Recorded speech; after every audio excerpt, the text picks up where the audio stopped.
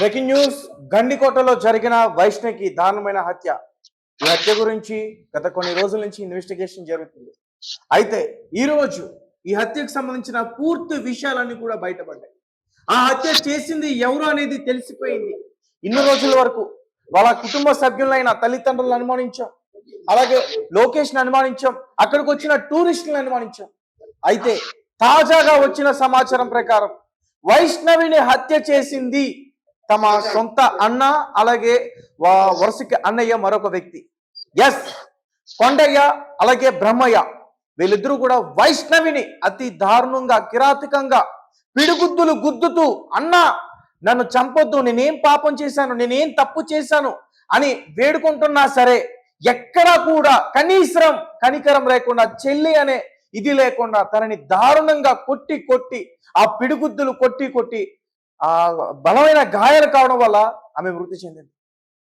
దాని తర్వాత ఆ చెల్లి పైన ఉన్న ఆ వస్త్రాలని, ఆ దుస్తులు అవన్నీ కూడా తీసి, అంటే కేసుని తప్పుదావు పట్టించడానికి ఆ దుస్తులన్నీ కూడా తీసి ఎవరో తనని అత్యాచారం చేసి చంపేసినట్లుగా చిత్రీకరించే ప్రయత్నం కూడా చేశారు.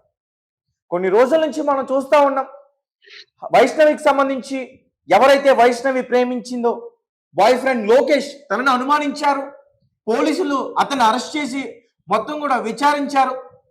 తను చెప్పిన ఏదైతే విషయాలు ఉన్నాయో అవన్నీ కూడా సీసీటీవీ ఫుటేజ్ కి సరిగ్గా మ్యాచ్ అవుతున్నాయా లేదన్నది కూడా చూశారు. సీసీటీవీ ఫుటేజ్ ని కూడా పూర్తిగా పరిశీలించారు. ఎక్కడా కూడా లోకేష్ తప్పు చెప్పలేదు పోలీసులకి, అన్ని కూడా కరెక్ట్ గా చెప్పాడు. తర్వాత వైష్ణవికి తన బాడీని పోస్ట్ మార్టం చేసిన తర్వాత, ఫారెన్సిక్ రిపోర్ట్స్ బయటకు వచ్చిన తర్వాత తన పైన అత్యాచారం జరగలేదు అలాంటి రిపోర్ట్స్ కూడా బయటకు వచ్చాయి. మరి లోకేష్ కాకపోతే వాళ్ళని చంపింది ఎవరు అనే కోణంలో ఎన్ని రోజులు, దాదాపు 7 రోజుల నుంచి కూడా దీని గురించి వార్త నడిచింది. పోలీసుల పైన చాలా మంది కూడా తిట్టుకున్నారు. పోలీసులు ఈ కేసుని తప్పుదావు పట్టిస్తానంటున్నారు. అలాగే ముఖ్యంగా ఈ కేసుకు సంబంధించి వైష్ణవి మదర్, అంటే వాళ్ళ కుటుంబ సభ్యుల పైన ఆరోపణలు వస్తున్నప్పుడు సొంత అన్న ఈ చెల్లిని ఈ రకంగా చంపుతాడా, బట్ట లేకుండా సొంత అన్న చెల్లిని చూడగలుగుతాడా, మీడియా వాళ్ళు అడిగిన ప్రశ్నలకి ఆమె ఇచ్చిన సమాధానం. మొత్తానికి ఈ రోజు పూర్తిగా వాళ్ళిద్దరిని విచారిస్తే మొత్తం నిజాలన్నీ కూడా బయటపడ్డాయి. బ్రహ్మయ్య అలాగే కొండయ్య, బ్రహ్మయ్య వైష్ణవికి సొంత అన్న, వాళ్ళిద్దరూ కలిసి వైష్ణవిని అతి కిరాతకంగా దారుణంగా చంపేశారు. అయితే దీనికి సంబంధించి పూర్తి విషయాలన్నీ కూడా మనతో పాటు వివరించడానికి మా ప్రతినిధి ప్రత్యూష మనతో పాటు ఫోన్ లో ఉన్నారు. ఒకసారి ఆమెతో మాట్లాడదాం. ప్రత్యూష, చెప్పండి, అసలు ఏంటి దీనికి సంబంధించి పూర్తి విషయాలన్నీ కూడా ఈ రోజు బయటపడ్డాయంటూ కూడా చెప్తున్నారు. మొత్తానికి ఈ వైష్ణవి హత్యకు సంబంధించి మిస్టరీ బయట పడిందంటూ కూడా చెప్తున్నారు. ఏంటి దీనికి సంబంధించిన విషయాలు ఏంటి?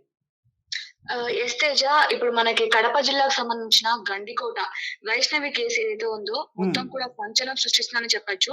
అయితే ఈ కేసులో ఇప్పుడు ఒక మలుపు చోటు చేసుకుని కూడా తెలుస్తుంది. అదేంటంటే తామే తమ చెల్లిని, సొంత చెల్లిని చంపామని నిందితులు ఇద్దరు కూడా ఒప్పుకున్నట్లు కూడా సమాచారం. అయితే జులైగా తిరుగుతున్న ఈ లోకేష్ ఎవరైతే ఉన్నారో ఆ లోకేష్ ని ప్రేమించడం అసలు తనకి ఇద్దరు అన్నదమ్ములు కూడా ఇష్టం లేదంటూ కూడా వాళ్ళు చెప్పినట్లు తెలుస్తుంది. అసలు అలా ఎందుకు ప్రేమించావు, వద్దని అన్నా కూడా వద్దంటున్నా కూడా ఎంత చేసినా వినకపోవడంతో చెల్లెల్ని దారుణంగా హత్య చేసినట్లు సమాచారం వస్తుంది. అయితే ఈ కేసులో ఇది వరకు కూడా లోకేష్ ని అరెస్ట్ చేయడం జరిగింది. అంటే లోకేషే, అంటే ఆమెను ప్రేమించిన లోకేషే తనని చంపినట్లు కూడా అదే వాళ్ళ కుటుంబ సభ్యులు తన పైన ఆరోపణలు చేశారు. లోకేషే తమ కూతుర్ని చంపడంటూ తల్లిదండ్రులు కావచ్చు, ఇప్పుడు ఎవరైతే నిందితులుగా చెప్తా ఉన్నారో ఆ అన్నలు కావచ్చు, తననే చంపడని తన పైన ఆరోపణలు చేశారు. రైట్? ఎస్, అంటే ముందు లోకేష్ చంపాలనుకుంటే వాళ్ళ ఫ్యామిలీ మెంబర్స్ అందరూ ఆరోపించారు. కానీ సీసీటీవీ ఫుటేజ్ చెక్ చేసిన తర్వాత, అంటే ఇప్పుడు వైష్ణవికి పోస్ట్ మార్టం చేసిన తర్వాత ఆమె మృతి, అంటే ఆమె మరణించడం జరిగింది 12 గంటల అరౌండ్ అట్లా జరిగినట్టు చెప్పారు పోలీసులు అయితే. కానీ 12 గంటల కంటే ముందే లోకేష్ సీసీ కెమెరాలో 10 గంటల లోపే అతను బయటికి పోవడంతో ఇతను కాదు చంపిందంటూ కూడా పోలీసులు నిర్ధారించుకున్నారు. నిర్ధారణ జరిగిన తర్వాత లోకేష్ కాకపోతే ఇంకెవరు అనే కోణంలో వెతగ్గా వీళ్ళిద్దరు అన్నవాళ్ళు కూడా, అంటే ఈ వైష్ణవి వాళ్ళ అన్న వాళ్ళ మీద అనుమానం వ్యక్తం చేశారు పోలీసులు అయితే. ఈ అనుమానంతోనే వాళ్ళని ఇన్వెస్టిగేషన్ చేయడంతో వాళ్ళే స్వయంగా ఒప్పుకున్నట్లు కూడా ఇప్పుడు సమాచారం. ఒక్క నిమిషం ప్రత్యూష, ఒక్క నిమిషం. ఒకసారి నేను దీనికి సంబంధించి ఒకసారి టైమింగ్స్ కూడా మీకు వివరించే ప్రయత్నం చేస్తాను. ఆ రోజు లోకేష్ ఎప్పుడైతే వాళ్ళ కూతురు కనిపించట్లేదు అని చెప్తున్నారు. లోకేష్ తో పాటు ఒక గండికోటకి వెళ్ళిద్ది. సుమారు లోకేష్ తో మార్నింగ్ 8:10 ప్రొద్దున అతను కలిసి పల్సర్ బైక్ మీద బయలుదేరిన వైష్ణవి గండికోటకి చేరుకున్నారు.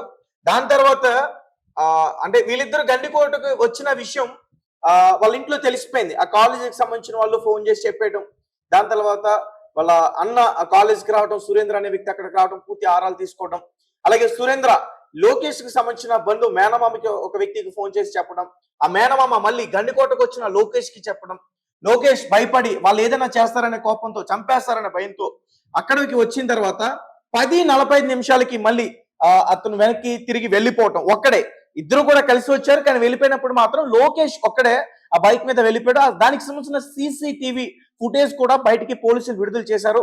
అందులో టైం 10:45 ఉంది. అయితే మార్నింగ్ నుంచి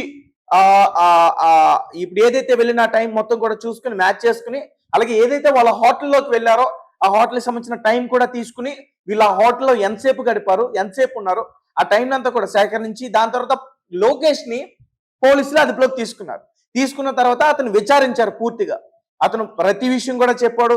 అలా మేనమామ నన్ను ఏదైనా చేస్తారనే కంగారుతోనే, ఆ భయంతో నేను అక్కడి నుంచి వెళ్ళిపోయానంటూ కూడా అతను చెప్పడం జరిగింది. అయితే లోకేష్ వెళ్ళిపోయిన తర్వాత ఆ మహిళ ఎవరైతే వైష్ణవి ఉందో ఆ అమ్మాయి అక్కడ చాలాసేపు వరకు కూడా అక్కడే ఉంది. 12 గంటల వరకు కూడా అక్కడే ఉంది, టెన్షన్ పడుతూ కాలేజ్ బ్యాగ్ ధరించి అక్కడే ఉంది. ఎక్కడైతే చెప్తున్నారో రంగనాథ స్వామి టెంపుల్ అక్కడే తన కాలేజ్ బ్యాగ్ తో పాటు ఆమె కూడా ఉంది. అదంతా జరిగిన మరుసటి రోజున జూలై 15వ తారీఖు మాధవరాయ స్వామి టెంపుల్ దగ్గర వైష్ణవ్ యొక్క మృతదేహం కనిపించింది. అయితే పోలీసులు లోకేష్ ని విచారించిన తర్వాత వీళ్ళ అన్నాలను కూడా విచారించారు.